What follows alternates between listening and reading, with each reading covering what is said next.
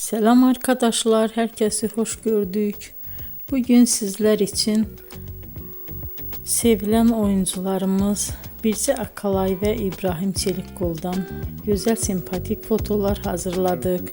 Birce Akalay yer gök aşk, hayat bazen tatlıdır, siyah beyaz aşk bu kimi dizilerde rol almış ve herkes tarafından çok beğenilmiştir. Biz de sizler için onların sempatik karelerini hazırladık. Yeni videolar görmek istiyorsanız kanalımıza abone olup bol bol yorum yazmayı, sona kadar izlemeyi unutmayın. Bizden bu kadar. Hoşça kalın.